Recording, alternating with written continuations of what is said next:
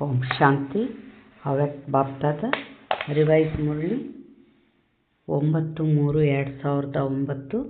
ಇಂದಿನ ದಿನಾಂಕ 1/3/2026. ಮುರಳಿಯ ಸಾರ. ಬಾಬಾ ಏನು ಹೇಳ್ತಾ ಇದ್ದಾರೆ? ಪರಮಾತ್ಮನ ಸಂಘದ ರಂಗಿನ ಮತ್ತು ಕಂಬೈನ್ಡ್ ಸ್ವರೂಪದ ಯಥಾರ್ಥ ಹೋಲಿಯನ್ನು ಆಚರಿಸಿ. ಅಂದರೆ ಏನು ಹೇಳಿದರು ಬಾಬಾ? ಪರಮಾತ್ಮದ ಸಂಘದ ರಂಗು ಅಂದರೆ ಬಾಬನ ಜೊತೆಗೆ ಆ ರಂಗು, ಯಾವ ರಂಗು ಬೀಳ್ತತೆ? ಬಾಬನ ಜೊತೆಗಿದ್ದರೆ ಗುಣಗಳ, ಶಕ್ತಿಗಳ ಮತ್ತು ಜ್ಞಾನದ ಬಣ್ಣ ನಾವು ಆತ್ಮದ ಮೇಲೆ ಬೀಳ್ತತೆ. ಆ ರಂಗು ಹಚ್ಕೊಳ್ರಿ, ಸದಾ ಜೊತೆಯಲ್ಲಿದ್ದು ಪವಿತ್ರತೆ ಹಬ್ಬ ಆಚರಿಸ್ರಿ ಅಂತ ಬಾಬಾ ಹೇಳ್ತಾ ಇದ್ದಾರೆ. ಈ ದಿನ ಪವಿತ್ರ ತಂದೆ ಮತ್ತು ಪವಿತ್ರ ಮಕ್ಕಳ ಜೊತೆ, ಪವಿತ್ರ ತಂದೆ ತನ್ನ ಪವಿತ್ರ ಮಕ್ಕಳ ಜೊತೆ ಹೋಲಿಯನ್ನು ಆಚರಣೆ ಮಾಡಲು ಬಂದಿದ್ದಾರೆ. ಎಲ್ಲ ಮಕ್ಕಳು ಹೋಲಿ ಮಕ್ಕಳಾಗಿದ್ದಾರೆ. ತಾವೆಲ್ಲರೂ ಸಹ ಹೋಲಿಯನ್ನು ಆಚರಣೆ ಮಾಡಲು ಬಂದಿದ್ದೀರಿ. ಯೋಚನೆ ಮಾಡಿ, ತಾವು ಪವಿತ್ರ ಆತ್ಮಗಳ ಮೇಲೆ ಎಂತಹ ಬಣ್ಣ ಹಾಕಲಾಗಿದೆ? ಯಾವುದರಿಂದ ಪವಿತ್ರ ಆಗಿಬಿಟ್ಟಿದ್ದೀರಿ? ಬಣ್ಣವಂತೂ ಅನೇಕ ಪ್ರಕಾರವಾಗಿರುತ್ತದೆ, ಆದರೆ ತಮ್ಮ ಮೇಲೆ ಎಂತಹ ಬಣ್ಣ ಹಾಕಲಾಗಿದೆ? ಎಲ್ಲಕ್ಕಿಂತ ಶ್ರೇಷ್ಠ ಬಣ್ಣ ಯಾವುದು? ಯಾವುದರಿಂದ ತಾವು ಪವಿತ್ರರಾಗಿ ಬಿಟ್ಟಿದ್ದೀರಿ? ಎಲ್ಲಕ್ಕಿಂತ ಅತಿ ದೊಡ್ಡ ಬಣ್ಣ ಪರಮಾತ್ಮನ ಸಂಘದ ಬಣ್ಣವಾಗಿದೆ. ಅಂದಾಗ ಪರಮಾತ್ಮನ ಸಂಘದ ಬಣ್ಣದಿಂದ ಸಹಜವಾಗಿ ಪವಿತ್ರ ಆಗಿಬಿಟ್ಟಿದ್ದೀರಿ. ಏಕೆಂದರೆ ಪರಮಾತ್ಮನ ಸಂಘ ಅವಿನಾಶಿ ಸಂಘದ ಬಣ್ಣವಾಗಿದೆ. ಏನು ಹೇಳಿದರು ಬಾಬಾ? ಅವಿನಾಶಿ ಸಂಘ ಅಂದ್ರೇನು? ಈಗ ಸಂಗಮಯುಗದಲ್ಲೂ ಬಾಬನ ಜೊತೆಗಿರ್ತೀವಿ, ಮತ್ತು 2500 ವರ್ಷ ಸತ್ಯಯುಗ ತ್ರೇತಾಯುಗದಾಗ ಆ ತಂದೆಯ ದೈವಶಕ್ತಿಗಳ ಜೊತೆಯಲ್ಲಿರ್ತೀವಿ. ಅಂದರೆ ಆ ದೈವಶಕ್ತಿಗಳಿಂದ ಸುಖದ ಜೀವನ. ಮತ್ತು ದ್ವಾಪರ ಕಲಿಯುಗದಿಂದ ಭಕ್ತಿಯಲ್ಲಿ ಜೊತೆಗಿರ್ತೀವಿ. ಅವಿನಾಶಿ ಸಂಘದ ರಂಗು ಅಂತ ಹೇಳ್ತಾರೆ ಬಾಬಾ.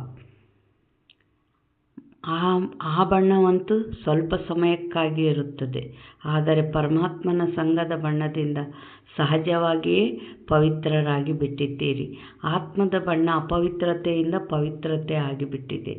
ಏಕೆಂದರೆ ತಾವು ಎಲ್ಲರೂ ಪರಮಾತ್ಮನನ್ನು ತಮ್ಮ ಜೊತೆಗಾರನನ್ನಾಗಿ ಮಾಡಿಕೊಂಡಿದ್ದೀರಿ. ಆದ್ದರಿಂದ ಕಂಬೈಂಡ್ ಆಗಿಬಿಟ್ಟಿದ್ದೀರಿ. ಈ ಕಂಬೈಂಡ್ ಸ್ವರೂಪ ಪ್ರಿಯ ಅನಿಸುತ್ತದೆಯಲ್ಲವೇ? ಈ ಕಂಬೈಂಡ್ ರೂಪ ಎಂದೂ ಬೇರೆ ಆಗಲು ಸಾಧ್ಯವಿಲ್ಲ. ಅನುಭವ ಇದೆಯಲ್ಲವೇ? ಸದಾ ಕಂಬೈಂಡ್ ಆಗಿರುತ್ತೀರಲ್ಲವೇ? ಒಂಟಿಯಾಗುವುದಿಲ್ಲ ತಾನೇ? ಮಾಯೆ ಒಂಟಿಯನ್ನಾಗಿ ಮಾಡಲು ಪ್ರಯತ್ನ ಮಾಡುತ್ತದೆ, ಆದರೆ ಯಾರು ಸದಾ ಕಂಬೈಂಡ್ ಆಗಿರುತ್ತಾರೆ ಅವರು ಎಂದೂ ಬೇರೆ ಆಗಲು ಸಾಧ್ಯವಿಲ್ಲ. ಏಕೆಂದರೆ ಮಾಯೆ ತಂದೆಯಿಂದ ಬಿಡಿಸಿ ನಂತರ ಹಳೆಯ ಸಂಸ್ಕಾರವನ್ನು ಇಮರ್ಜ್ ಮಾಡುತ್ತದೆ, ಮತ್ತು ಹಳೆಯ ಸಂಸ್ಕಾರ ಸಮಾವೇಶ ಆದಾಗ ಶುದ್ಧ ಸಂಸ್ಕಾರ ಇಲ್ಲದ ಹಾಗೆ ಆಗಿಬಿಡುತ್ತದೆ. ಏನು ಹೇಳ್ತಾರೆ ಬಾಬಾ? ಈಗ ಬಾಬನ ಸಂಘದಾಗ ಗುಣಶಕ್ತಿ ಜ್ಞಾನದ ಬಣ್ಣ, ಮತ್ತು ಮಾಯೆ ಸಂಘ ಬಂತು ಅಂದರೆ ಅಲ್ಲಿ ಯಾವುದಾಗ್ತದೆ? ಹಳೆ ಸಂಸ್ಕಾರಗಳು ಇಮರ್ಜ್ ಆಗಿಬಿಡ್ತವೆ ಅಂತ ಹೇಳ್ತಾರೆ ಬಾಬಾ. ಈಗ ನೋಡ್ರಿ, ಹೊಸ ಸಂಸ್ಕಾರ ಮಾಡ್ಕೊಂಡಿರ್ತೀವಿ, ಜ್ಞಾನದಂತೆ ನಡೆಯೋದು, ಪಾಸಿಟಿವ್ ವಿಚಾರಗಳು. ಆದರೆ ನೋಡ್ರಿ, ಒಂದೊಂದು ಸಲ ನಮಗೆ ಗೊತ್ತಿಲ್ದಂಗೆ ಮಾಯೆಗೆ ವಶ ಆಗಿಬಿಟ್ಟಿರ್ತೀವಿ. ಪರಚಿಂತನೆ, ಪರದರ್ಶನದಲ್ಲಿ ಬಂದುಬಿಡ್ತೀವಿ. ಅಂದರೆ ಈ ಮಾಯೆ ಏನು ಮಾಡ್ತದೆ ಅಂತಾರೆ ಬಾಬಾ? ಈ ಹೊಸದನ್ನೆಲ್ಲ ಮರೆಸಿಬಿಡ್ತತೆ ಅಂತ ಹೇಳ್ತಾರೆ ಬಾಬಾ. ಈಗ ಬಾಬಾ ಇಲ್ಲಿ ಏನು ಹೇಳ್ತಾ ಇದ್ದಾರೆ? ಹಳೆಯ ಸಂಸ್ಕಾರ ಸಮಾವೇಶ ಆದಾಗ ಶುದ್ಧ ಸಂಸ್ಕಾರ ಇಲ್ಲದ ಹಾಗೆ ಆಗಿಬಿಡುತ್ತದೆ. ಹುಡುಗಾಟಿಕೆ ಹಾಗೂ ಆಲಸ್ಯ ಹಳೆಯ ಸಂಸ್ಕಾರ ಆಗಿದೆ. ಇದು ಭಿನ್ನ ಭಿನ್ನ ರೂಪದಲ್ಲಿ ಇಮರ್ಜ್ ಆಗುವುದರಿಂದ ಕಂಬೈಂಡ್ ರೂಪ ಬೇರೆ ಆಗಿಬಿಡುತ್ತದೆ. ಅಂದಾಗ ಪ್ರತಿಯೊಬ್ಬರೂ ಸದಾ ಕಂಬೈಂಡ್ ಆಗಿರುತ್ತೇನೆಯೇ ಅಥವಾ ಕೆಲವೊಮ್ಮೆ ಒಂಟಿಯಾಗಿಯೂ ಇರುತ್ತೇನೆ ಎಂದು ಪರಿಶೀಲನೆ ಮಾಡಿಕೊಳ್ಳಿ. ಮಾಯೆಯ ಅನೇಕ ಸ್ವರೂಪಗಳನ್ನಂತೂ ತಿಳಿದುಕೊಂಡು ಬಿಟ್ಟಿದ್ದೀರಲ್ಲವೇ? ಮಾಯೆ ಚತುರತೆಯಿಂದ ತನ್ನ ಬಣ್ಣವನ್ನು ಹಾಕಿಬಿಡುತ್ತದೆ. ಕಂಬೈನ್ಡ್ ರೂಪದಿಂದ ಬೇರೆ ಆಗುವುದು, ಅರ್ಥಾತ್ ಮಾಯೆಯ ಬಣ್ಣವನ್ನು ಹಾಕಿಕೊಳ್ಳುವುದು. ಈ ಹುಡುಗಾಟಿಕೆ ಹಾಗೂ ಆಲಸ್ಯ ಬಹಳ ಭಿನ್ನ ಭಿನ್ನ ರೂಪದಲ್ಲಿ ಬರುತ್ತದೆ. ಅದನ್ನು ಗುರುತಿಸುವುದಕ್ಕಾಗಿ ಮಾಯೆ ತನ್ನ ಕಡೆ ಆಕರ್ಷಣೆ ಮಾಡಿಬಿಡುತ್ತದೆ. ಈ ಹುಡುಗಾಟಿಕೆ ಹಾಗೂ ಆಲಸ್ಯ ರಾವಣನ ಖಜಾನೆಯಾಗಿದೆ, ತಂದೆಯ ಖಜಾನೆ ಅಲ್ಲ. ಮತ್ತು ಮಕ್ಕಳು ಸಹ ರಾವಣನ ಖಜಾನೆಯನ್ನು ಬಹಳ ನಶೆಯಿಂದ ನಾನು ಬಯಸುವುದಿಲ್ಲ, ಆದರೆ ನನ್ನ ಸಂಸ್ಕಾರ ಹೀಗೆ ಇದೆ, ಏನು ಮಾಡಲಿ ಎಂದು ಹೇಳಿಬಿಡುತ್ತಾರೆ.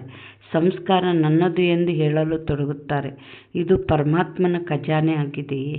ಅದನ್ನು ನನ್ನ ಸಂಸ್ಕಾರ ಎಂದು ಹೇಳುವುದು ಸರಿಯೇ? ಯೋಚನೆ ಮಾಡಿ, ಸರಿಯೇನು? ನನ್ನದು ಮಾಡಿಕೊಂಡು ಬಿಡುವುದು ಸರಿಯೇನು? ಇದು ಮಾಯೆಯ ಚತುರತೆ ಆಗಿದೆ. ತಂದೆಯ ಖಜಾನೆ ಪ್ರಿಯವಾಗಿದೆಯೋ ಅಥವಾ ಮಾಯೆಯ ಖಜಾನೆ ಪ್ರಿಯವಾಗಿದೆಯೋ? ತಂದೆಯ ಖಜಾನೆ ಯಾವುದು? ಅಲರ್ಟ್ ಆಗಿರೋದು. ಮಾಯೆಯ ಖಜಾನೆ ಆಲಸ್ಯ. ಇದ್ರಾಗ ಯಾವುದು ಪ್ರಿಯ ಅಂತ ಬಾಬಾ ಕೇಳ್ತಾ ಇದ್ದಾರೆ. ಸಹಜವಾಗಿ ಮಕ್ಕಳು ತಾನು ತಪ್ಪಿಸಿಕೊಳ್ಳಲು ನನ್ನ ಸಂಸ್ಕಾರ ಏನು ಮಾಡಲಿ ಬಯಸುವುದಿಲ್ಲ, ಆದರೆ ಆಗಿಬಿಡುತ್ತದೆ ಎಂದು ಹೇಳಿಬಿಡುತ್ತಾರೆ. ಅಂದ ಮೇಲೆ ಯೋಚನೆ ಮಾಡಿ, ಇದು ನನ್ನದೇನು? ರಾವಣನ ಖಜಾನೆಯನ್ನು ತನ್ನದನ್ನಾಗಿ ಮಾಡಿಕೊಳ್ಳುವುದರಿಂದ ನಿಧಾನವಾಗಿ ಶುಭ ಸಂಸ್ಕಾರ ಏನಿದೆ ಅದು ಸಮಾಪ್ತಿಯಾಗಿಬಿಡುತ್ತದೆ. ಇಲ್ಲೇನು ಹೇಳ್ತಾ ಇದ್ದಾರೆ? ಇದು ನನ್ನ ಸಂಸ್ಕಾರ ಏನು ಅಂತ ಅಂತಾರೆ ಬಾಬಾ. ಅಂದರೆ ನಾನು ಯಾರು? ಫಸ್ಟ್ ಆತ್ಮನ ಸಂಸ್ಕಾರನ ಇದು. ಹುಡುಗಾಟಿಕೆ ಆಲಸ್ಯ ಯಾವುದದು? ಮಾಯೆ ಅಂದರೆ ದೇಹದ ಸಂಸ್ಕಾರ. ಅಂದರೆ ಸ್ವಲ್ಪ ಸೇವೆ ಹೆಚ್ಚು ಮಾಡಿದ್ವಿ, ನಾನು ಭಾಳ ಟಯರ್ಡ್ ಆಗಿಬಿಟ್ಟಿನಿ, ಏನಾಯಿತು ಇವತ್ತು ಸ್ವಲ್ಪ ಆಗಲ್ಲ, ಅಮೃತ ವೇಳೆ. ಆಲಸ್ಯ, ಹುಡುಗಾಟಿಕೆ ಮಾಡಿದ್ರಾಯ್ತೋಳು. ಇದೇನು? ಯಾವಾಗ ನಾನು ದೇಹ ಸುಸ್ತಾದೆ, ದೇಹದ ಸ್ಮೃತಿ ಬಂತು, ಅಲ್ಲೇನು ಬಂದುಬಿಡ್ತದೆ? ಮಾಯೆ ಬಂದುಬಿಡ್ತದೆ. ಅದಕ್ಕೆ ಅದು ದೇಹದ ಸಂಸ್ಕಾರ. ನಿಮ್ಮ ಸಂಸ್ಕಾರ ಏನು ಅಂತ ಬಾಬಾ ಕೇಳ್ತಾ ಇದ್ದಾರೆ. ಬಾಬಾ ಏನು ಹೇಳ್ತಾ ಇದ್ದಾರೆ?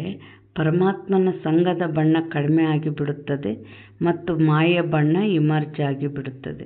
ಹಾಗಾದರೆ ನಡೆಯುತ್ತಾ ಯಾವ ಬಣ್ಣದ ಪ್ರಭಾವ ಏರಿದೆ ಎಂದು ತಮ್ಮನ್ನು ತಾವೇ ಪರಿಶೀಲನೆ ಮಾಡಿಕೊಳ್ಳಬೇಕು.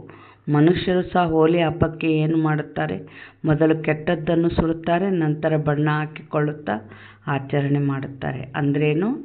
ಬಣ್ಣ ಆಡೋದಕ್ಕಿಂತ ಮುಂಚೆ ಕಾಮಣ್ಣನ ಸುಡ್ತಾರೆ, ಸುಟ್ಟು ಬೆಳಿಗ್ಗೆ ಬಣ್ಣ ಆಡ್ತಾರೆ.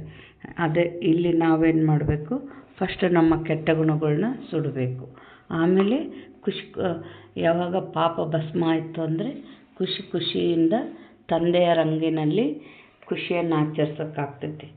ಬಾಬಾ ಏನು ಹೇಳ್ತಾ ಇದ್ದಾರೆ? ಅಂದಾಗ ತಮ್ಮ ಮೇಲೆ ಬಾಪ್ತಾದರವರು ಸಂಘದ ಬಣ್ಣವಂತೂ ಹಾಕಿದ್ದಾರೆ, ಆದರೆ ಜೊತೆಯಲ್ಲಿ ಜ್ಞಾನದ ಬಣ್ಣ, ಶಕ್ತಿಗಳ ಬಣ್ಣ, ಗುಣಗಳ ಬಣ್ಣವನ್ನು ಅವರು ಹಾಕುತ್ತಿರುತ್ತಾರೆ. ಎಲ್ಲರ ಮೇಲೆ ಈ ಆತ್ಮಿಕ ಬಣ್ಣದ ಪ್ರಭಾವ ಏರಿದೆಯಲ್ಲವೇ? ಕೈ ಎತ್ತಿ. ಆತ್ಮಿಕ ಬಣ್ಣ ಏರುತ್ತದೆಯಲ್ಲವೇ? ಇಳಿಸಿಕೊಳ್ಳುವವರು ಅಲ್ಲ ತಾನೇ? ಯಾರ ಮೇಲೆ ಆತ್ಮಿಕ ಬಣ್ಣದ ಪ್ರಭಾವ ಏರಿದೆ, ಅವಿನಾಶಿ ಬಣ್ಣ ಏರಿದೆ, ಅವರ ಮೇಲೆ ಬೇರೆ ಯಾವುದೇ ಬಣ್ಣದ ಪ್ರಭಾವ ಆಗಲು ಸಾಧ್ಯವಿಲ್ಲ. ಈ ಬಣ್ಣದಿಂದ ಮಕ್ಕಳು ಪವಿತ್ರ ಆಗಿಬಿಟ್ಟಿದ್ದೀರಿ. ಪೂರ್ತಿ ಕಲ್ಪದಲ್ಲಿ ತಮ್ಮ ಹಾಗೆ ಪವಿತ್ರ ಆಗಲು ಸಾಧ್ಯವಾಗದಷ್ಟು ಹೋಲಿ ಆಗಿಬಿಟ್ಟಿದ್ದೀರಿ. ತಮ್ಮ ಪವಿತ್ರತೆ ಪ್ರಭುವಿನ ಸಂಘದ ಬಣ್ಣವಾಗಿದೆ. ಪರಮಾತ್ಮನ ಜೊತೆ ಕಂಬೈನ್ಡ್ ಆಗಿರುವ ಅನುಭವ ಎಲ್ಲಕ್ಕಿಂತ ಭಿನ್ನ ಹಾಗೂ ಪ್ರಿಯವಾಗಿದೆ. ಮತ್ತು ಯಾರೆಲ್ಲ ಪವಿತ್ರರಾಗಿರುತ್ತಾರೆ ಅವರ ಶರೀರ ಪವಿತ್ರವಾಗುವುದಿಲ್ಲ, ಆತ್ಮ ಪವಿತ್ರವಾಗುತ್ತದೆ. ಆದರೆ ತಾವು ಈ ರೀತಿ ಪವಿತ್ರರಾಗುತ್ತೀರಿ ಯಾವುದರಿಂದ? ತಮ್ಮ ಶರೀರ ಹಾಗೂ ಆತ್ಮ ಪವಿತ್ರವಾಗಿರುತ್ತದೆ. ಅಂದ್ರೇನು? ಸತ್ಯಯುಗ ತ್ರೇತಾಯುಗದಾಗೇನು ವಿಕಾರದಿಂದ ಜನ್ಮ ಇರಲ್ಲ. ಅಲ್ಲಿ ಶರೀರನೂ ಪವಿತ್ರತೆ, ಆತ್ಮನೂ ಪವಿತ್ರತೆ ಅಂತ ಹೇಳ್ತಾರೆ ಬಾಬಾ. ಈಗ ಧರ್ಮಾತ್ಮರು ಇವರಿದ್ದಾರಲ್ಲ, ಯೇಸು, ಬುದ್ಧ, ಮಹಮ್ಮದ್ ಪೈಗಂಬರ್, ಇವರೆಲ್ಲ ಏನು ಆತ್ಮ ಪವಿತ್ರತೆ. ಅವರಿರ್ಬೋದು, ಸನ್ಯಾಸಿಗಳಿರ್ಬೋದು, ಆತ್ಮ ಪವಿತ್ರತೆ. ಬಟ್ ಜನ್ಮ ಮಾತ್ರ ಈ ದ್ವಾಪರದಿಂದ ವಿಕಾರದಿಂದ ಜನ್ಮ ಆಗ್ತೈತಲ್ಲ, ನಿಮ್ಮಷ್ಟು ಪವಿತ್ರ ಇರಲ್ಲ ಅಂತ ಬಾಬಾ ಹೇಳ್ತಾ ಇದ್ದಾರೆ. ಈಗ ಪವಿತ್ರತೆಯೇ ಸುಖ, ಶಾಂತಿ, ಪ್ರೇಮ, ಆನಂದದ ಜನನಿ ಎಂದು ಹೇಳಲಾಗುತ್ತದೆ. ಎಲ್ಲಿ ಪವಿತ್ರತೆ ಇರುತ್ತದೆ ಅಲ್ಲಿ ಸುಖ, ಶಾಂತಿ ಜೊತೆಯಲ್ಲಿ ಇದ್ದೇ ಇರುತ್ತದೆ. ಏಕೆಂದರೆ ಎಲ್ಲಿ ಜನನಿ ಇರುತ್ತಾರೋ ಅಲ್ಲಿ ಮಕ್ಕಳು ಇರುತ್ತಾರೆ. ಏಕೆಂದರೆ ತಂದೆ ಬಂದು ತಮ್ಮನ್ನು ಈ ರೀತಿ ಪವಿತ್ರರನ್ನಾಗಿ ಮಾಡುತ್ತಾರೆ, ಯಾವುದರಿಂದ ತಮ್ಮ ಜಡಚಿತ್ರಗಳು ಕಲಿಯುಗದ ಕೊನೆಯಲ್ಲೂ ಸಹ ತಾವು ತಮ್ಮ ಚಿತ್ರಗಳನ್ನು ನೋಡುತ್ತೀರಿ.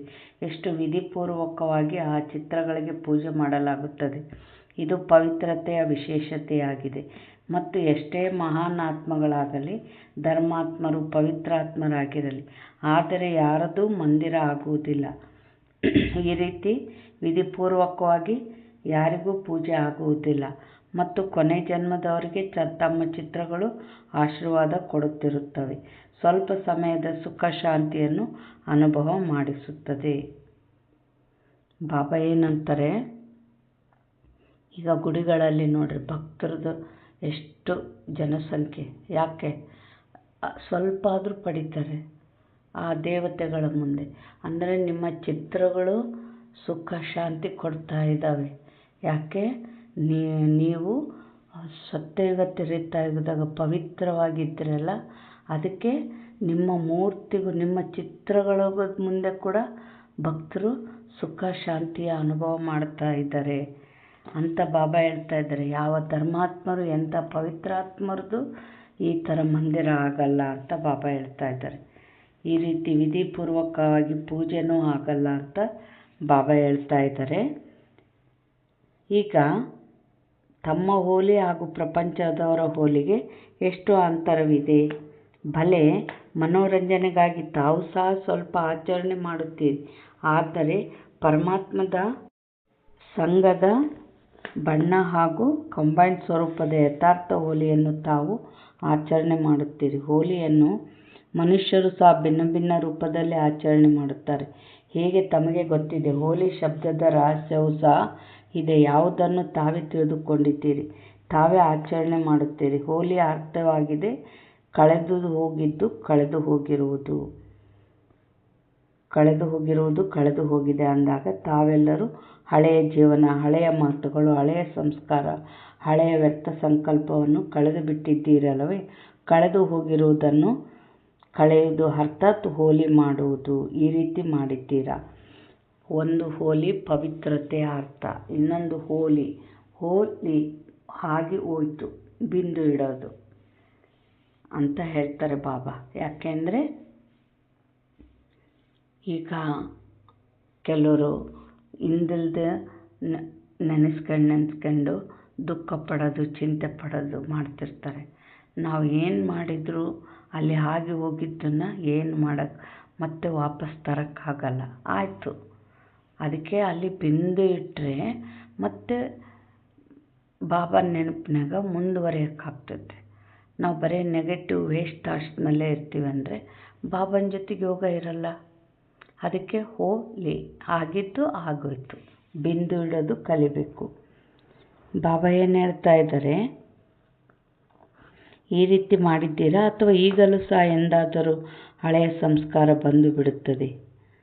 ನಮ್ಮ ಜನ್ಮವೇ ಹೊಸದೆಂದಾಗ ತಾವೆಲ್ಲರೂ ಮರುಜೀವ ಆಗಿದ್ದೀರಲ್ಲವೇ. ಆಗಿದ್ದೀರಾ? ಕೈ ಎತ್ತಿ. ಈಗ ಬಾಬಾ ಏನಂತಾರೆ, ಮರುಜೀವ. ಈಗ ನೋಡ್ರಿ, ಒಂದು ಸೆಟ್ರ್ ಹುಡುಗನ್ನ ಬ್ರಾಹ್ಮಣರು ದತ್ತು ತೊಗೊಂಡ್ರು ಅಂತ ತಿಳ್ಕೊಳ್ರಿ. ಆವಾಗ ಅವನು ಸೆಟ್ರ್ ಮನೆಗೆ ಹೋದ್ಮೇಲೆ ಏನು ಮಾಡಬೇಕು, ಇದು ಬ್ರಾಹ್ಮಣರ ಮನೆಗೆ ಹೋದ್ಮೇಲೆ ಏನು ಮಾಡಬೇಕು, ಅವನು ಅಂಗಡಿಗೆ ವ್ಯಾಪಾರ ಮಾಡೋಕ್ಕೆ ಹೋಗ್ತಾನ? ಇಲ್ಲ, ಗುಡಿಗೆ ಪೂಜೆ ಮಾಡೋಕ್ಕೆ ಹೋಗ್ತಾನೆ ಬ್ರಾಹ್ಮಣರ ಮನೆಗೆ ಬಂದಮೇಲೆ. ಅಂದರೆ ನಾವು ಕೂಡ ಲೌಕಿಕದಿಂದ ಲೌಕಿಕ ತಂದೆಯ ಮಡಿಲಿನಿಂದ ಈಗ ಅಲೌಕಿಕ ತಂದೆಯ ಮಡಿಲಲ್ಲಿ ಬಂದಿದ್ದೀವಿ. ಈಗ ಅಲೌಕಿಕ ತಂದೆ ನಮ್ಮನ್ನು ದತ್ತು ತೊಗೊಂಡಾರ. ಅಂದರೆ ಮತ್ತು ನಮ್ಮದು ಹೆಂಗಿರಬೇಕು, ನಮ್ಮ ನಡೆ ನುಡಿ ಸಂಸ್ಕಾರ ಹೆಂಗಿರಬೇಕು. ನಮ್ಮ ಅಲೌಕಿಕ ತಂದೆ ಹೇಗಿದ್ದಾರೋ, ಅವರು ಹೇಗೆ ನಮ್ಮನ್ನಿರಕ್ಕೆ ಹೇಳೋರು, ಏನು ಮಾಡೋಕ್ಕೆ ಹೇಳೋರು ಆ ರೀತಿ ನಾವು ಮಾಡಬೇಕಲ್ಲ. ಅದಕ್ಕೆ ಮರುಜೀವ ಆಗಿದ್ದೀರಾ ಅಂತ ಬಾಬಾ ಕೇಳ್ತಾ ಇದ್ದಾರೆ. ಒಳ್ಳೆಯದು.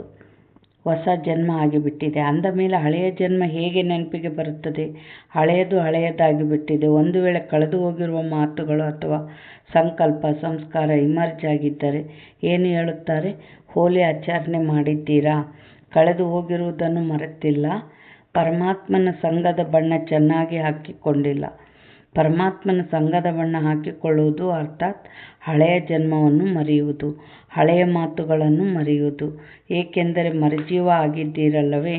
ಹಳೆಯ ಶರೀರದಿಂದ ಒಂದು ಜನ್ಮ ಬಿಟ್ಟು ಇನ್ನೊಂದು ಜನ್ಮ ಪಡೆದುಕೊಂಡಾಗ ಹಳೆಯ ಜನ್ಮ ನೆನಪು ಬರುತ್ತದೆ ಏನು? ಅಂದಾಗ ತಾವೆಲ್ಲ ಬ್ರಾಹ್ಮಣ ಜನ್ಮವನ್ನು ಧಾರಣೆ ಮಾಡುವವರಾಗಿದ್ದೀರಿ. ಅಂದ ಮೇಲೆ ಹಿಂದಿನ ಜನ್ಮದ ಸಂಸ್ಕಾರ ಯಾವುದಕ್ಕೆ ನನ್ನ ಸಂಸ್ಕಾರ ಎಂದು ಹೇಳುತ್ತೀರಿ? ಅದು ನಿಮ್ಮದೇನು? ಬಾಬಾ ಏನು ಹೇಳ್ತಾ ಇದ್ದಾರೆ? ಈಗ ನಾವು ಒಂದು ದೇಹ ಬಿಟ್ಟು ಇನ್ನೊಂದು ದೇಹ ತೊಗೊಂಡ್ಮೇಲೆ, ಹೊಸ ದೇಹ ತೊಗೊಂಡ್ಮೇಲೆ ಹಳೆ ದೇಹದ್ದು ಏನಾದರೂ ನೆನಪಿರ್ತತ್ತ? ಆ ಸಂಬಂಧಗಳು ಯಾವುವು ನೆನಪಿರಲ್ಲ. ಮತ್ತು ನಾವೀಗ ಹಳೆ ಜಗತ್ತಿನಾಗ ಸತ್ತು ಸಂಗಮಯುಗದಲ್ಲಿ ಈಗ ಜನ್ಮ ತಗೊಂಡಿದ್ದೀವಿ ಅಂದರೆ ಹಳೆ ಸಂಸ್ಕಾರಗಳು ಯಾಕೆ ನೆನಪಿಗೆ ಬರ್ತವೆ ಅಂತ ಕೇಳ್ತಾರೆ ಬಾಬಾ. ಸಂಗಮಯುಗದ ಸಂಸ್ಕಾರ ಏನು ಅದು ನಿಮ್ಮದು ಅಂತ ಕೇಳ್ತಾ ಇದ್ದಾರೆ ಬಾಬಾ. ಕೆಲವೊಮ್ಮೆ ಹುಡುಗಾಟಿಕೆ, ಕೆಲವೊಮ್ಮೆ ರಾಯಲ್ ಆಲಸ್ಯದ್ದು ಬಹಳ ಭಿನ್ನ ಭಿನ್ನ ರೂಪಗಳಿವೆ. ಕೆಲವೊಮ್ಮೆ ಇದರ ಮೇಲೆ ಕ್ಲಾಸ್ ಮಾಡಬೇಕು. ಆಲಸ್ಯ ಎಷ್ಟು ಪ್ರಕಾರ ಇದೆ ಮತ್ತು ಎಷ್ಟು ರಾಯಲ್ ರೂಪದಲ್ಲಿದೆ ಅಂತ ಬಾಬಾ ಹೇಳ್ತಾ ಇದ್ದಾರೆ. ಬ್ರಾಹ್ಮಣ ಜೀವನ ಅರ್ಥಾತ್ ಹೊಸ ಜೀವನ. ಇದರಲ್ಲಿ ಹಳೆಯದು ಇರಲು ಸಾಧ್ಯವಿಲ್ಲ. ಈ ದಿನ ಹೋಲಿಯನ್ನು ಆಚರಣೆ ಮಾಡಲು ಬಂದಿದ್ದೀರಲ್ಲವೇ. ಹೋಲಿ ಅರ್ಥಾತ್ ಕಳೆದು ಹೋಗಿರುವುದನ್ನು ಮರೆಯುವುದು.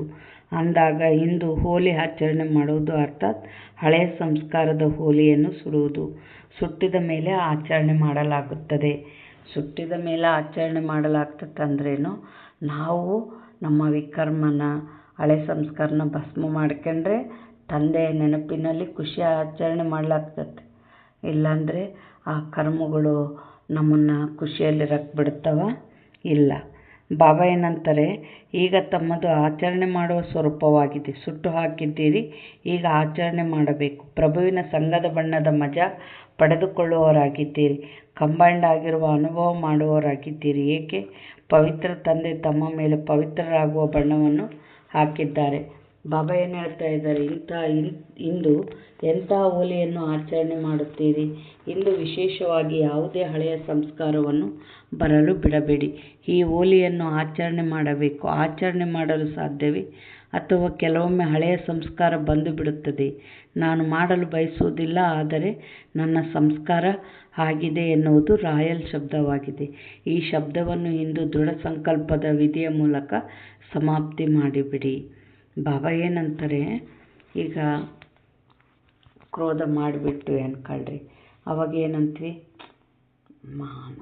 ನನಗೆ ಗೊತ್ತಾಗ್ದಂಗೆ ಆಗಿಬಿಡ್ತು, ಈ ಮಾತು ಬರಬಾರ್ದು ಅಂತಾರೆ. ಅಂದರೆ ನಿಮ್ಮ ಸಂಸ್ಕಾರ, ನಿಮ್ಮ ಸಬ್ಕಾನ್ಷಿಯಸ್ ಮೈಂಡ್ನಲ್ಲಿ ಇನ್ನೂ ಆ ಅಸುರಿ ಗುಣಗಳು ಇದ್ದಾವೆ ಅಂತಾಯಿತು. ಅವು ಸಂಸ್ಕಾರದಲ್ಲಿದ್ದು ಜಲ್ದಿ ಬಿಟ್ಟು ಹೋಗಲ್ಲ, ಅವೇ ನಮ್ಮ ಜೊತೆಗೆ ಬರೋದು. ಅದಕ್ಕೆ ಆ ಸಂಸ್ಕಾರದಲ್ಲಿರೋದು ಕೂಡ ಭಸ್ಮ ಆಗೋಷ್ಟು ಬಾಬಾ ನೆನಪು ಮಾಡಬೇಕು.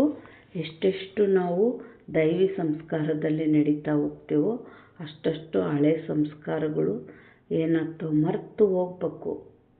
ಅವನು ಇಮರ್ಜ್ ಆಗೋದಲ್ಲ, ಅವು ನೆನಪೇ ಇರಬಾರ್ದು. ಆ ಥರ ಆಗಬೇಕು. ಬಾಬಾ ಏನು ಹೇಳ್ತಾ ಇದ್ದಾರೆ? ಈಗ ನನ್ನ ಸಂಸ್ಕಾರ ಆಗಿದೆ, ಈ ಶಬ್ದವನ್ನು ಇಂದು ದೃಢ ಸಂಕಲ್ಪದ ವಿಧಿಯ ಮೂಲಕ ಸಮಾಪ್ತಿ ಮಾಡಿಬಿಡಿ. ಇಂದು ಅಂತಹ ಹೋಲಿಯನ್ನು ಸದಾ ಕಾಲಕ್ಕಾಗಿ ಆಚರಣೆ ಮಾಡುವ ಸಾಹಸ ಇಟ್ಟುಕೊಳ್ಳುತ್ತೀರಾ ಅಥವಾ ಕೆಲವೊಮ್ಮೆ ಆಚರಣೆ ಮಾಡುತ್ತೀರಾ? ಇಂದಿನಿಂದ ಹಳೆಯ ಸಂಸ್ಕಾರ ಸಮಾಪ್ತಿ. ಕಳೆದು ಹೋಗಿರುವುದು ಕಳೆದು ಹೋಗಿತ್ತು. ಹೊಸ ಜನ್ಮ ಆಗಿದೆ, ಹಳೆಯ ಜನ್ಮ ಸಮಾಪ್ತಿಯಾಗಿದೆ ಎಂದು ಯಾರು ತಿಳಿದುಕೊಂಡಿದ್ದೀರಿ? ಇಂತಹ ಸಾಹಸ ಇಟ್ಟುಕೊಳ್ಳುವ ತಂದೆಯ ಮಧುರಾತಿ ಮಧುರ ಮುದ್ದಾದ ಅಗಲಿ ಹೋಗಿ ಸಿಕ್ಕಿರುವ ಮಕ್ಕಳಲ್ಲವೇ. ಅಂದಾಗ ಈ ಸಂಕಲ್ಪ ದೃಢವಾಗಿರಬೇಕು. ಕೇವಲ ಸಂಕಲ್ಪ ಅಲ್ಲ, ದೃಢ ಸಂಕಲ್ಪ ಮಾಡುವ ಸಾಹಸವಿದೆಯೇ? ಕೈ ಎತ್ತಿ ನೋಡಿ. ಎಲ್ಲರೂ ಸಾಹಸ ಇಟ್ಟಿದ್ದಾರೆ. ಕೆಲವರು ಉಳಿದುಕೊಂಡರೂ ತಾವೆಲ್ಲರೂ ಜೊತೆಗಾರರಲ್ಲವೇ? ಪಕ್ಕಾ ಜೊತೆಗಾರರಲ್ಲವೇ? ಎರಡೂ ಕೈಗಳನ್ನು ಎತ್ತಿ. ಇವರೆಲ್ಲರ ಫೋಟೋ ತೆಗೆಯಿರಿ. ಒಳ್ಳೆಯದು. ಡಬಲ್ ವಿದೇಶಿಯರು ಸಹ ಕೈ ಎತ್ತುತ್ತಿದ್ದಾರೆ. ಬಾಪ್ದಾದರವರು ತಮಗೆ ಹೋಲಿ ಕಳೆದು ಹೋಗಿರುವುದನ್ನು ಮರೆಯುವ ರೂಪದಲ್ಲಿ ಆಚರಣೆ ಮಾಡುವ ಪದಮಾದಷ್ಟು ಶುಭಾಶಯಗಳನ್ನು ಕೊಡುತ್ತಿದ್ದಾರೆ. ಈಗ ಅಪ್ಪಿತಪ್ಪಿಯಾದರೂ ತಮ್ಮ ಮುಖದಿಂದ ಈ ಶಬ್ದ ಬರಬಾರದು, ನನ್ನ ಸಂಸ್ಕಾರ. ರಾವಣನ ಸಂಸ್ಕಾರವನ್ನು ನನ್ನ ಸಂಸ್ಕಾರ ಎಂದು ಹೇಳುತ್ತೀರಿ. ಕಮಾಲಾಗಿದೆ. ತಪ್ಪಾಗಿ ಹೇಳಿಬಿಡುತ್ತೀರಿ. ನಂತರ ಆಂತರಿಕವಾಗಿ ಮನಸ್ಸು ತಿನ್ನುತ್ತಿರುತ್ತದೆ, ಅನುಭೂತಿಯೂ ಸಹ ಆಗುತ್ತದೆ. ತಂದೆಯ ಜೊತೆ ಮಾತುಗಳನ್ನು ಸಹ ಆಡುತ್ತಾರೆ, ಕ್ಷಮೆ ಕೂಡ ತೆಗೆದುಕೊಳ್ಳುತ್ತಾರೆ. ಬಾಬಾ ನಾಳೆಯಿಂದ ಈ ತಪ್ಪು ಮಾಡುವುದಿಲ್ಲ, ಮತ್ತೆ ಮಾಡಿಬಿಡುತ್ತಾರೆ. ಈಗ ಬಾಪ್ದಾದರವರು ಏನು ಮಾಡಲಿ, ನೋಡುತ್ತಾ ಇರಲೇನು? ಈಗ ಈ ಶಬ್ದವನ್ನು ಸುಟ್ಟು ಹಾಕಿ ನೋಡಿ. ಸುಡುವುದರಲ್ಲೂ ಸಹ ಒಂದು ಒಳ್ಳೆಯ ಮಾತನ್ನು ಹೇಳುತ್ತಾರೆ. ಕೋಕಿಯನ್ನು ದಾರವನ್ನು ಕಟ್ಟಿ ಸುಡುತ್ತಾರೆ. ಕೋಕಿ ಬೆಂದ ಮೇಲೆ ತೆಗೆದಾಗ ಕೋಕಿ ಬೆಂದಿರುತ್ತದೆ, ಆದರೆ ದಾರ ಸುಡುವುದಿಲ್ಲ. ಈ ಚಿಹ್ನೆಯು ಸಹ ಆತ್ಮ ಅವಿನಾಶಿ ಹಾಗೂ ಶರೀರ ವಿನಾಶಿ ಎಂದು ಏನು ಓದಿದ್ದೀರಿ ತಮ್ಮ ಮೊದಲನೆಯ ಪಾಠದ್ದೇ ಆಗಿದೆ. ತಮ್ಮ ಈ ಶಬ್ದಗಳು ಅಥವಾ ಶಾಸ್ತ್ರಗಳನ್ನು ಮಾಡುವವರು ತಂದೆಯ ಮಕ್ಕಳೇ ಆಗಿದ್ದಾರೆ, ಆದರೆ ತಾವು ಅಗಲಿ ಹೋಗಿ ಸಿಕ್ಕಿದ್ದೀರಿ. ಆದರೆ ಅವರ ಚಮತ್ಕಾರವೂ ಸಹ ಕಡಿಮೆ ಏನಿಲ್ಲ ಎನ್ನುವುದು ಬಾಪ್ದಾದರವರು ನೋಡಿದ್ದಾರೆ. ಹಿಟ್ಟಿನಲ್ಲಿ ಉಪ್ಪಾಗಿ ಉಪ್ಪಿನಷ್ಟು ಸತ್ಯ ಇದೆ, ಆದರೆ ಬಹಳ ರಮಣೀಯವಾಗಿ ಮಾಡಿದ್ದಾರೆ. ತಾವು ನೋಡಿ, ಪ್ರತಿಯೊಂದು ಹಬ್ಬವನ್ನು ನೆನಪಾರ್ಥವಾಗಿ ಮಾಡಿದ್ದಾರೆ. ಆದರೆ ಕೆಲವೊಂದು ಮಾತುಗಳು ಯಾವುದು ಸೂಕ್ಷ್ಮವಾಗಿದೆ ಅದಕ್ಕೆ ಸ್ಥೂಲ ರೂಪವನ್ನು ಕೊಟ್ಟು ಬಿಟ್ಟಿದ್ದಾರೆ, ಆದರೆ ನೆನಪಾರ್ಥವಂತೂ ಮಾಡಿದ್ದಾರಲ್ಲವೇ? ಭಕ್ತಿಯಲ್ಲೂ ಸಹ ಕಡಿಮೆಯಂತೂ ಇಲ್ಲ. ಏನು ಹೇಳ್ತಾರೆ ಬಾಬಾ?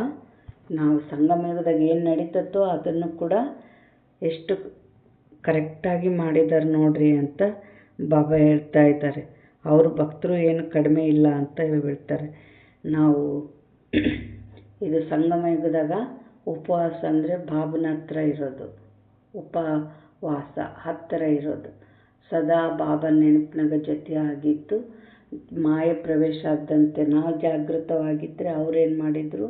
ಉಪವಾಸ ಅಂತ ಏನು ತಿನ್ನಲ್ಲ, ಉಪವಾಸ ಜಾಗರಣೆ ಅಂತ ಅವರು ಆ ಥರ ಮಾಡ್ತಾರೆ ಅದನ್ನು. ಹೀಗೆ ನಮ್ಮ ಯಾದಗಾರಗಳೇ ಇಲ್ಲಿ ಎಷ್ಟು ನೋಡ್ರಿ, ಮೊದಲೆಲ್ಲ ಅಷ್ಟು ದೊಡ್ಡ ಮೂರ್ತಿಗಳು ಇರ್ತಿರಲಿಲ್ಲ ರಾವಣನು.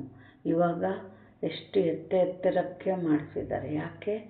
ಈಗ ನಮ್ಮ ಕೆಟ್ಟ ಗುಣಗಳು ಭಾಳ ಕೇಳಬಾರ್ದು ಕೇಳ್ತಿದ್ದೀವಿ, ನೋಡಬಾರ್ದು ನೋಡ್ತಾಯಿದ್ದೀವಿ. ಅದು ಕಾಮವಿಕಾರನೂ ಅಷ್ಟು ಜಾಸ್ತಿ ಐತೆ. ಅದಕ್ಕೆ ಅಲ್ಲಿ ಮೂರ್ತಿಗಳ್ನು ಕೂಡ ಎಷ್ಟು ದೊಡ್ಡ ಮಾಡ್ತಾಯಿದ್ದಾರೆ ನೋಡ್ರಿ. ಎಷ್ಟು ಅಕ್ಯುರೇಟಾಗಿ ನಡೀತೈತಲ್ಲ ಭಕ್ತಿ ಮಾಡಿದಾಗ. ಇದೆಲ್ಲ ಹೇಗೆ ಸಾಧ್ಯ? ಇದೇ ಭಾಳ ಆಶ್ಚರ್ಯ ಆಗ್ತದೆ ನೋಡ್ರಿ. ಮೊದಲು ಕಡಿಮೆ ಇದ್ದರು ಓಂ ಶಾಂತಿಯರು. ಆವಾಗ ಊರಿಗೊಂದು ಗಣಪನ ಇಡ್ತಿದ್ರು.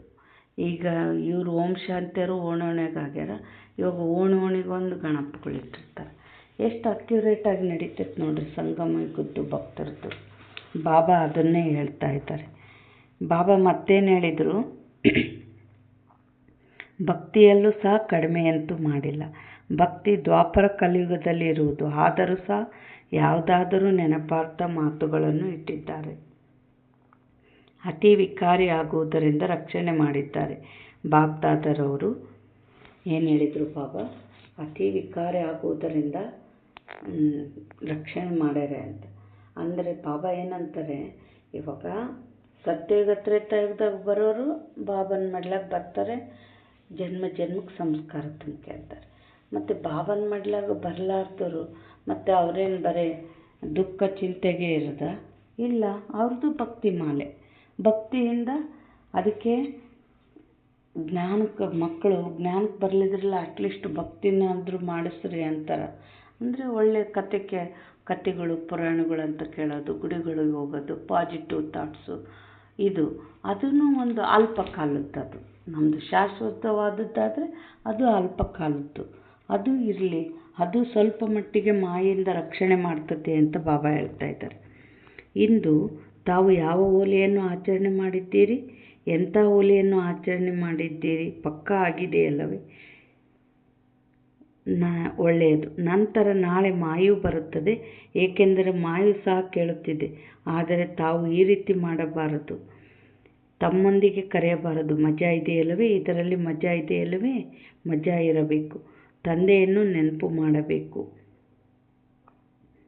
ಅಂದಾಗ ತಂದೆ ನಮಗೆ ಎಷ್ಟು ಆತ್ಮಿಕ ಬಣ್ಣ ಹಾಕುತ್ತಿದ್ದಾರೆ. ಯಾವುದರಿಂದ ತಾವು ಹೋಲಿ ಅಂಶಗಳಾಗಿ ಬಿಟ್ಟಿದ್ದೀರಿ. ಹೋಲಿ ಅಂಶ ಅರ್ಥಾತ್ ನಿರ್ಣಯ ಶಕ್ತಿಯುಳ್ಳ ಹೋಲಿ ಅಂಶ.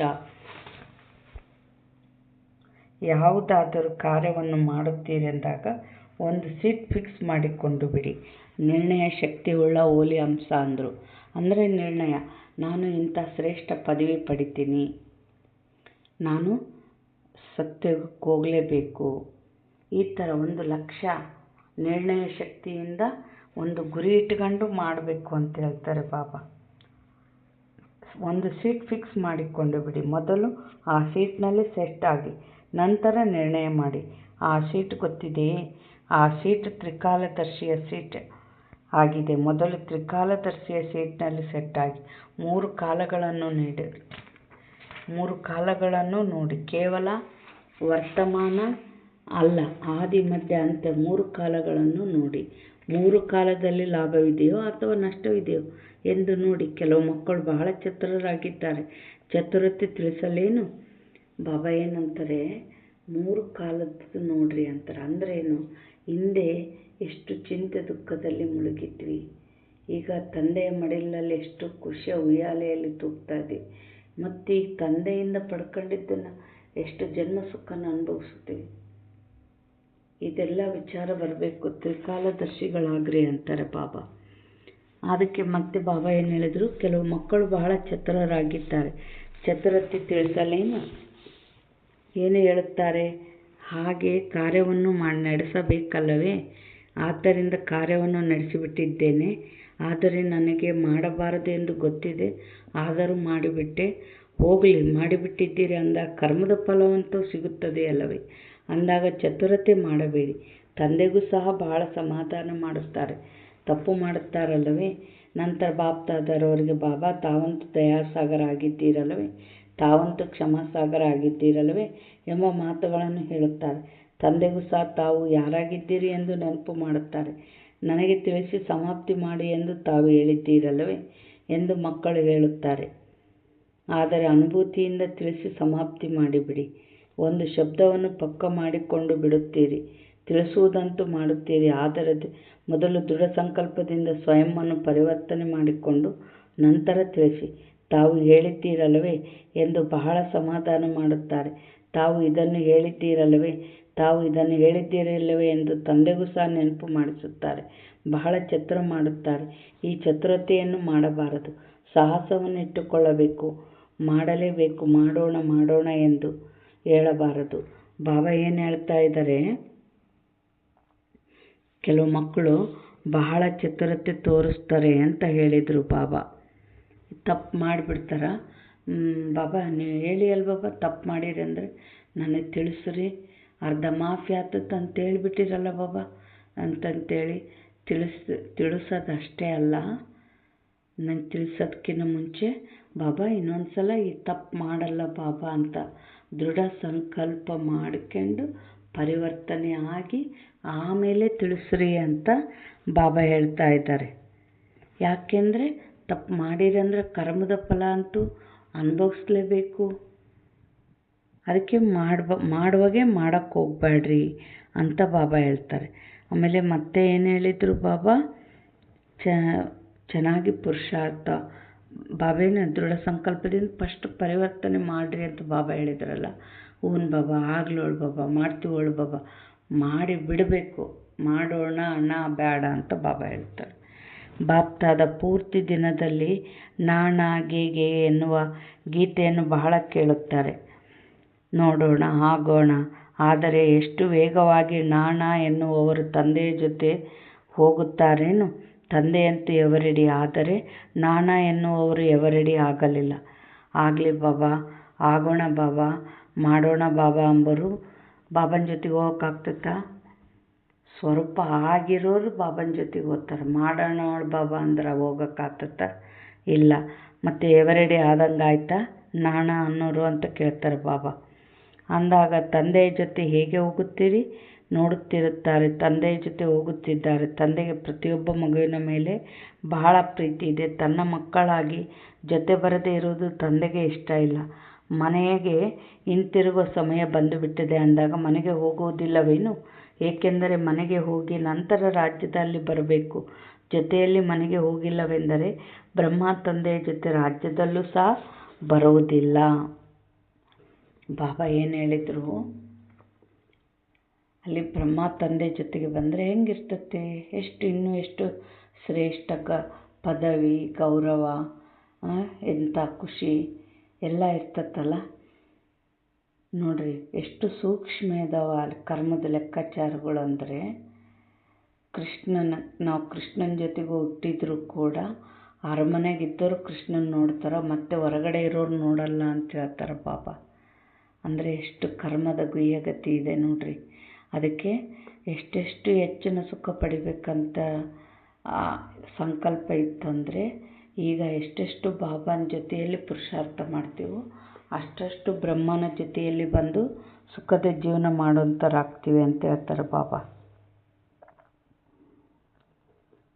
ಈಗ ತಂದೆಯ ಜೊತೆಯಲ್ಲಿ ಬಂದರೆ ನಾಳೆ ಬ್ರಹ್ಮ ತಂದೆಯ ಜೊತೆಯಲ್ಲಿ ರಾಜ್ಯದಲ್ಲೂ ಸಹ ಬರುತ್ತೀರಿ ಅಂದಾಗ ತಮ್ಮ ವಾಯ್ದೆ ಏನು? ಜೊತೆಯಲ್ಲಿ ಹೋಗುತ್ತೇವೆಯೋ ಅಥವಾ ಬಂದು ಬಿಡೋಣ ಎನ್ನುತ್ತೀರೋ? ಇದರಲ್ಲೂ ಸಹ ನಾಣ ಎಂದು ಸೇರಿಸುತ್ತಾರೆ. ತಲುಪಿಬಿಡುತ್ತೇವೆ ನೋಡಿ ಬಾಬಾ, ಖಂಡಿತ ತಲುಪಿಬಿಡುತ್ತೇವೆ ಅಂದಾಗ ಈ ಭಾಷೆಯನ್ನು ಈಗ ಸಮಾಪ್ತಿ ಮಾಡಿ ಬಂದು ಬಿಡುತ್ತೇವೆ ಅಲ್ಲ, ಆಗಿಬಿಟ್ಟಿವಿ ಬಾಬಾ ಈ ಸ್ವರೂಪ ಅಂತ ಹೇಳಿಬೇಕು. ಒಳ್ಳೆಯದು. ಮೊದಲು ಬಾಪ್ದಾದರವರು ಎಲ್ಲ ಕಡೆ ಇರುವ ಸರ್ವ ಮಕ್ಕಳನ್ನು ಸಹ ನೋಡುತ್ತಿದ್ದಾರೆ. ದೂರ ಕುಳಿತಿದ್ದರೂ ವಿಜ್ಞಾನದ ಸಾಧನಗಳ ಮೂಲಕ ಹೆಚ್ಚಿನ ಸ್ಥಾನಗಳಲ್ಲಿ ಸೇವಾ ಕೇಂದ್ರಗಳಲ್ಲಿ ಅವರೂ ಸಹ ಬಾಪ್ದಾದರವರನ್ನು ನೋಡುತ್ತಿದ್ದಾರೆ. ನೋಡ್ರಿ ಬಾಬಾ ಮದು ಬಂದಾಗ ಡೈಮಂಡ್ ಹಾಲ್ನ ಕುಂತವ್ರನ್ನೊಂದೇ ನೋಡಲ್ಲ. ನಾವು ದೂರ ದೂರ ಯಾವುದೇ ಸ್ಟೇಟ್ ವಿದೇಶದಲ್ಲೂ ಕೂಡ ಸೇವಾ ಕೇಂದ್ರದಲ್ಲಿ ಕೂತಿದ್ರೆ ಅಲ್ಲಿನೂ ಬಾಬಾನ ದೃಷ್ಟಿ ಬೀಳ್ತತೆ. ಈಗ ಕೆಲವು ಬಾಬಾ ಶ್ರೀಮತದಂತೆ ನಡೀರಿ, ಮನಮತ ಮಿಕ್ಸ್ ಮಾಡಬೇಡ್ರಿ ಅಂತಾರೆ. ಈಗ ಕೆಲವ್ರು ಏನು ಮಾಡ್ತಾರೆ, ಮೊಬೈಲಾಗ ಬರ್ತೈತಲ್ಲ ಮನೆಗೆ ಮಿಲನ ಮಾಡಿದ್ರೆ ಆಯಿತು ಅಂತ ಬಿಡ್ತಾರೆ. ಆದರೆ ಬಾಬಾ ಮಿಲನದಾಗ ಎಲ್ಲ ಚಕ್ಕರ್ ಹಾಕ್ತಿರ್ತಾರೆ ಸೇವಾ ಕೇಂದ್ರಗಳಿಗೆ. ಅಲ್ಲಿ ಶಕ್ತಿ ತುಂಬ್ತಾರೆ, ಧಾರಣೆ ಆಗೋಕ್ಕೆ ಟಚ್ ಕೊಡ್ತಿರ್ತಾರೆ. ಒಬ್ಬೊಬ್ಬರನ್ನೇ ಕುಂತು ನೋಡೋಕ್ಕಾಗಲ್ಲ. ಸೇವಾ ಕೇಂದ್ರಗಳಿಗೆ ಚಕ್ಕರ್ ಹಾಕ್ತಾ ಇರ್ತಾರೆ. ಅಲ್ಲಿ ಬಾಬಾನ ದೃಷ್ಟಿ ಬೀಳ್ತತೆ, ಶಕ್ತಿ ಸಿಗ್ತತೆ, ನಮ್ಮ ಪುರುಷಾರ್ಥದಲ್ಲಿ ಪರಿವರ್ತನೆ ಬರ್ತತೆ.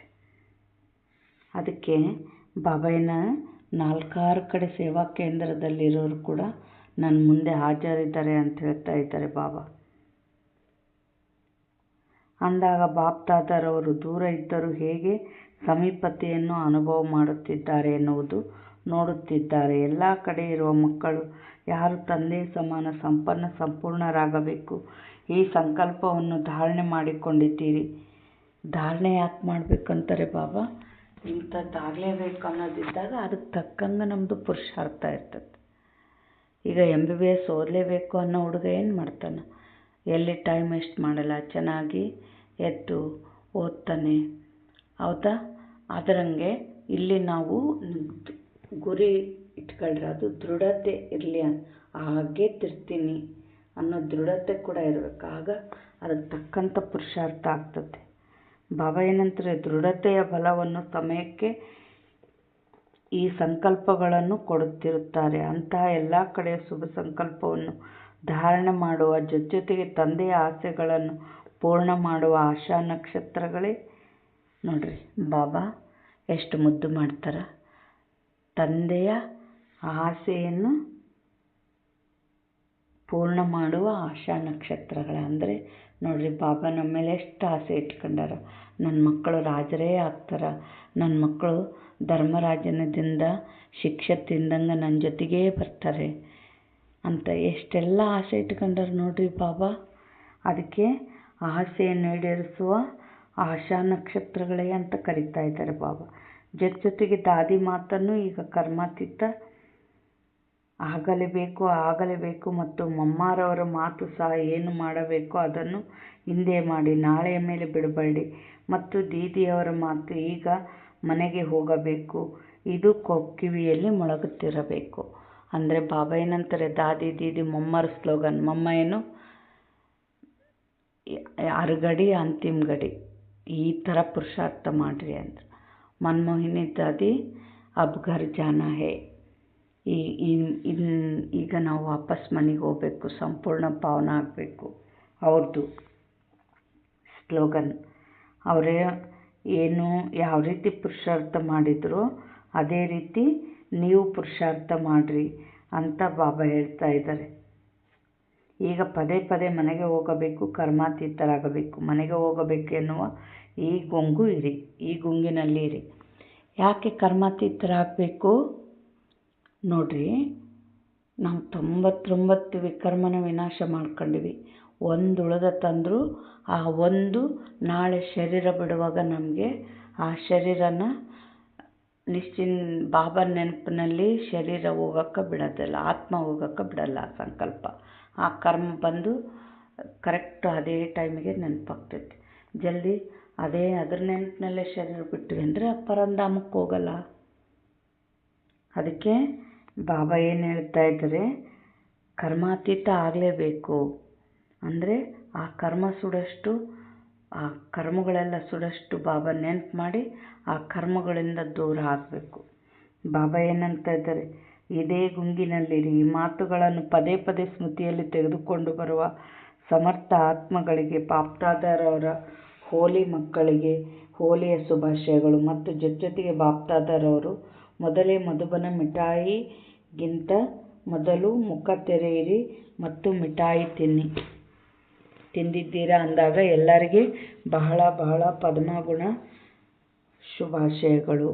ಬಾಪ್ದಾದರವರ ಹಾಗೂ ಅಡ್ವಾನ್ಸ್ ಪಾರ್ಟಿಯ ಎಲ್ಲ ಮಕ್ಕಳಿಗೆ ನೆನಪು, ಪ್ರೀತಿ ಹಾಗೂ ತಂದೆಯ ನಮಸ್ತೆ. ಆತ್ಮಿಕ ಮಕ್ಕಳಿಂದ ಆತ್ಮಿಕ ತಂದೆ ತಾಯಿಗೆ ನೆನಪು, ಪ್ರೀತಿ ಹಾಗೂ ಸುಪ್ರಭಾತ. ನಮಸ್ತೆ. ವರದಾನ: ಸರ್ವ ಆತ್ಮರ ಪ್ರತಿ ಸ್ನೇಹ ಹಾಗೂ ಶುಭಚಿಂತಕನ ಶುಭಭಾವನೆಯನ್ನಿಡುವಂಥ ದೇಹಿ ಅಭಿಮಾನಿ ಭವ. ಏನು ಹೇಳಿದರು ಬಾಬಾ? ಸ್ನೇಹ ಶುಭಚಿಂತನೆ ಎಲ್ಲ ಆತ್ಮಗಳ ಜೊತೆಗಿಡಕ್ಕೆ ದೇಹಿ ಅಭಿಮಾನಿ ಆಗಬೇಕು ಅಂತ ಯಾಕೆ ಹೇಳಿದರು ಬಾಬಾ? ಆ ವರದಾನ ಯಾಕೆ ಕೊಟ್ಟರು? ದೇಹಾಭಿಮಾನ ಅಂದರೆ ದೇಹದ ನೆನಪು ಬಂತು ಅಂದರೆ, ಮತ್ತು 63 ಜನ್ಮದ ಕರ್ಮ ಆಯ್ತಂದರೆ ಯಾರೂ ಸಂಪೂರ್ಣ ಆಗಿಲ್ಲ. ಏನಾದರೂ ಮಾತು ಅದು ಇದು ಇದ್ದೇ ಇರ್ತದೆ. ದೇಹ ನೋಡಿದಾಗ ಅಲ್ಲಿ ನೆಗೆಟಿವ್ ಥಾಟ್ಸ್ ಬಂದ್ಬಿಡ್ತೈತಿ, ಇವ್ರು ಹಿಂಗೆ, ಇವ್ರು ಹೀಗೆ, ಇವ್ರು ಹಾಗೆ ಅಂತ. ಆ ಥರ ಅವ್ರ ಬಗ್ಗೆ ನಮಗೆ ಅಶುಭ ಭಾವನೆ ಬಂತಂದರೆ ಅವರಿಗೆ ಶುದ್ಧ ಪ್ರೀತಿ, ಶುದ್ಧ ಸ್ನೇಹ ಕೊಡೋಕ್ಕಾಗ್ತೈತ? ನಮಗೆ ಇಲ್ಲ. ಅವ್ರು ಎಂಥವರೇ ಇರಲಿ, ನಾವು ಶುದ್ಧ ಪ್ರೀತಿ, ಶುದ್ಧ ಸ್ನೇಹ ಕೊಟ್ಟು ಪರಿವರ್ತನೆ ಮಾಡಬೇಕು ನಾವು ಅವ್ರನ್ನ. ಅದಕ್ಕೆ ಅದು ಬರಬೇಕು ನಮ್ಮಲ್ಲಿ. ಅಂದರೆ ಏನಾಗಬೇಕು ಅಂದರು ಬಾಬಾ? ದೇಹಿ ಅಭಿಮಾನಿ ಆಗ್ರಿ. ದೇಹನ ನೋಡದೆ ಆತ್ಮನ ನೋಡ್ರಿ. ಆತ್ಮನ ನೋಡಿದಾಗ ಆತ್ಮ ಪವಿತ್ರ ಸ್ವರೂಪ, ಅಲ್ಲಿ ಯಾವ ಅಶುಭ ಭಾವನೆಯೂ ಬರಲ್ಲ. ಹೇಗೆ ಮಹಿಮೆ ಮಾಡುವಂಥ ಆತ್ಮನ ಪ್ರತಿ ಸ್ನೇಹದ ಭಾವನೆ ಇರುವುದು, ಹಾಗೆ ಯಾವಾಗ ಯಾರೇ ಶಿಕ್ಷಣ ಸೂಚನೆ ಕೊಡುವರೆಂದರೆ ಅದರಲ್ಲಿಯೂ ಆತ್ಮನ ಬಗ್ಗೆ ಇವರು ನನಗಾಗಿ ಅತಿಶ್ರೇಷ್ಠವಾದ ಶುಭಚಿಂತಕನಾಗಿದ್ದಾರೆ ಎಂಬ ಸ್ನೇಹದ ಶುಭಚಿಂತನೆಯ ಭಾವನೆ ಇರಲಿ. ಅಂದರೆ ಒಂದು ಗಾದೆ ಮಾತಿದೆ, ಏನಂದರೆ ಬೈದು ಹೇಳೋರೆ ನಮ್ಮವರು. ಕೆಲವ್ರು ಏನು ಮಾಡ್ತಾರೆ, ಈ ಬಸವಣ್ಣರು ಹೇಳ್ಯಾರಲ್ಲ, ಹೊಗಳಿ ನನ್ನ ಶೂಲಕ್ಕೇರಿಸಿದ್ದಾರೆ, ಹೊನ್ನಿನ ಶೂಲಕ್ಕೇರಿಸಿದರಯ್ಯ ಅಂತ. ಕೆಲವ್ರೇನು ತಮ್ಮ ಕೆಲಸ ಆಗೋಕ್ಕೆ ಅಲ್ಲಿ ಹೊಗಳಿ ಕೆಲಸ ಮಾಡಿಸ್ಕೊಂತಿರ್ತಾರೆ.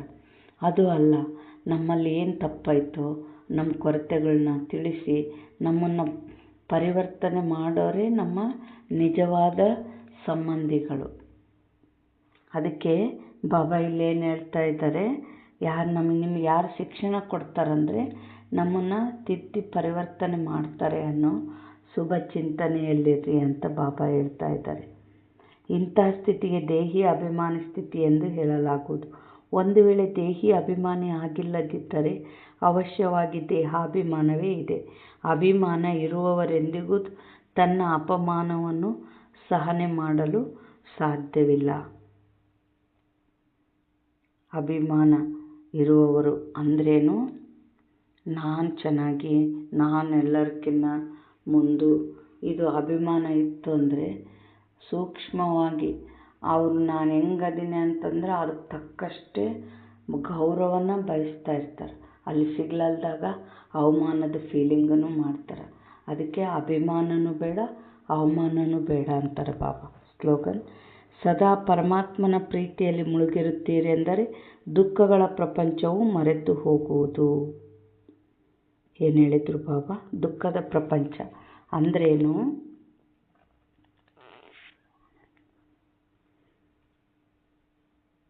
ಅಂದ್ರೇನು?